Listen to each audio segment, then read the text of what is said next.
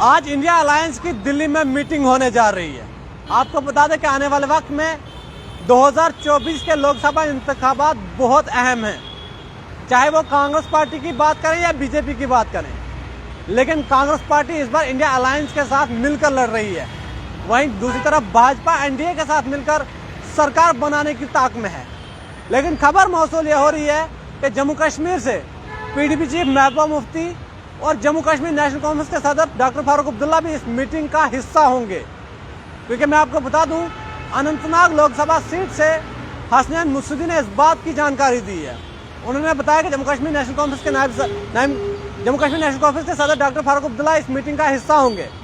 पिछली बार आपको बता दें कि जम्मू कश्मीर नेशनल कांफ्रेंस के नायब सदर उमर अब्दुल्ला इंडिया अलायंस की उस मीटिंग का हिस्सा बने थे। वहीं आपको बता दूं, नजमुल साकिब जो कि पीडीपी के स्पोक्स पर्सन है, उनका कहना है कि महबूबा मुफ्ती जी भी इंडिया अलायंस की इस मीटिंग का हिस्सा होंगे। आपको बता दें कि बताया जा रहा है कि जम्मू कश्मीर में आने वाले वक्त में लोकसभा इंतखाबात में सीट शेयरिंग को लेकर बातचीत होगी। क्योंकि जम्मू कश्मीर नेशनल कांफ्रेंस के नायब सदर उमर अब्दुल्ला का यह कहना है कि जम्मू कश्मीर में मुझे नहीं लगता है कि ऐसी सीटों पर जो है शेयरिंग होनी चाहिए जहां पर बीजेपी की मजबूत जो है वो नहीं है, बीजेपी की पकड़ जो है वो मजबूत नहीं है। ऐसी सीटों पर जो है वो सीट शेयरिंग पर बात होनी चाहिए जहां पर बीजेपी का कब्जा है। लेकिन देखना ये जरूर होगा कि आज इस मीटिंग के बाद क्या जम्मू कश्मीर में आने वाले वक्त में लोकसभा इंतखाबात में पीडीपी और नेशनल कॉन्फ्रेंस जो है सीट शेयरिंग जो है वो करेंगे या नहीं, ये देखने वाली बात होगी। लेकिन इंडिया अलायंस की आज एक अहम मीटिंग होने जा रही है दिल्ली के अंदर। क्योंकि आपको बता दें कि सितंबर के महीने में बताया जा रहा है कि लोकसभा के इंतखाबात जो है होने हैं पूरे मुल्क में। जहां एक तरफ बीजेपी ये कहती है कि कांग्रेस जो है बैसाखियों के सहारे पर चलने वाली पार्टी है, ये ज्यादा देर तक टिक नहीं पाएगी। और बीजेपी का ये कहना है कि हम इस बार जो है फुल मेजोरिटी के साथ एक बार फिर से सरकार बनाने जा रहे हैं। वज़ीर-ए-आज़म नरेंद्र मोदी जी लगातार तीसरी बार देश के प्राइम मिनिस्टर बनने जा रहे हैं। लेकिन दूसरी तरफ इंडिया अलायंस लगातार कोशिश कर रही है कि किसी तरह से दोबारा से सत्ता में वापसी की जाए, बीजेपी को सत्ता से बाहर का रास्ता दिखाया जाए। लेकिन इससे पहले आपने देखा होगा कि 5 रियासतों में असेंबली के इंतखाबात हुए, वहां पर नताइज जो है बीजेपी के ही फेवर में ज्यादातर देखने को मिले। क्योंकि 3 बड़ी रियासतों में बीजेपी ने पूर्ण बहुमत से जो है वो सरकार बना ली है, जिसमें मध्य प्रदेश, छत्तीसगढ़ और राजस्थान की बात करें।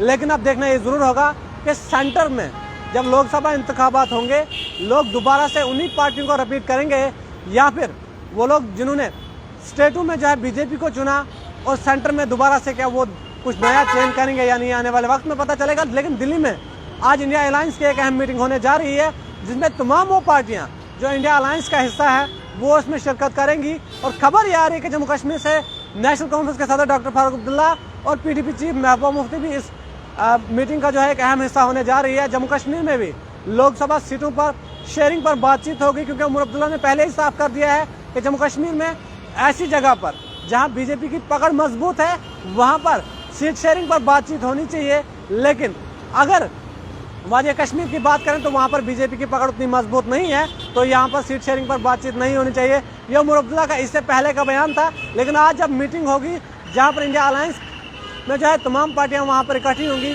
और वहाँ पर कांग्रेस किस तरह से नेशनल कांफ्रेंस और पीडीपी को इस बात पर यकीन दहानियां करवाएगी कि वादिया कश्मीर में क्या आपने सीट शेयरिंग करनी है, या फिर जम्मू डिवीजन में जो 2 सीटें हैं जिसमें जम्मू पुंछ और सांबा वाली सीट है। वहीं दूसरी बात करें मैं आपको तो डोडा कुठा उधमपुर वाली लोकसभा सीट है, जहां पर बीजेपी की अच्छी खासी पकड़ है। देखना ये जरूर होगा कांग्रेस, नेशनल कॉन्फ्रेंस और पीडीपी क्या इस बार डोडा कुठा उधमपुर वाली सीट से कुछ ऐसा अलायंस बनाएंगी। कौन सी पार्टी को यहाँ से इलेक्शन लड़वाया जाएगा। नेशनल कॉन्फ्रेंस से पहले भी डोडा कुठा उधमपुर वाली सीट से नहीं लड़ी थी, पीडीपी भी नहीं लड़ी थी। कांग्रेस को सपोर्ट किया था नेशनल कॉन्फ्रेंस और पीडीपी ने, लेकिन उसके बावजूद भी बीजेपी जो है जीत दर्ज करने में कामयाब हो गई थी। इस बार भी बीजेपी का ये दावा है कि जम्मू सूबे में हम इस बार बहुत ज्यादा मजबूत है। और उनका ये दावा है, बीजेपी इस बार ये कह रही है कि हम 2 से जो है 3 सीटें जीत सकते हैं। उनका ये मानना है कि राजौरी पुंछ का जो बेल्ट आधा सा अनंतनाग की सीट के साथ जोड़ा गया है, उसकी वजह से जो है हम लोग अनंतनाग वाली सीट जो है वो जीत सकते हैं। देखना ये जरूर होगा, दिलचस्प होगा। जम्मू कश्मीर के साथ साथ मुल्क भर में जब लोकसभा इंतखाबात होंगे तो बीजेपी कितनी सीटें जीतने में जम्मू कश्मीर में कामयाब होती है, और क्या दोबारा से एक बार फिर से सत्ता में तीसरी बार नरेंद्र मोदी जी देश के प्राइम मिनिस्टर होंगे या नहीं, आने वाले वक्त में पता चलेगा। आप लोग अपनी राय कमेंट सेक्शन में जरूर दे सकते हैं कि आपको क्या लगता है 2024 में देश में बदलाव होगा या फिर एक बार फिर से देश के प्राइम मिनिस्टर नरेंद्र मोदी जी दोबारा से सत्ता पर काबिज होंगे, बीजेपी सत्ता पर काबिज होगी और एक बार फिर से बीजेपी जो है इक़्तिदार में वापसी करेगी। जिस तरह से बीजेपी दावा कर रही है कि 400 से ज्यादा सीटें इस बार हम 2024 के लोकसभा इंतखाबात में जीतेंगे। और वज़ीर दाखिला अमित शाह ने पहले ही साफ कर दिया है कि मैदान में आकर दो हाथ हो जाए। देखते हैं लोग किससे चुनते हैं और किससे नहीं। बहरहाल आप लोग अपनी राय कमेंट सेक्शन में जरूर दीजिए कि आने वाले वक्त में आपको क्या लगता है, बीजेपी या कांग्रेस 2024 में लोकसभा इंतखाबात में जीत दर्ज करने में कामयाब होगी।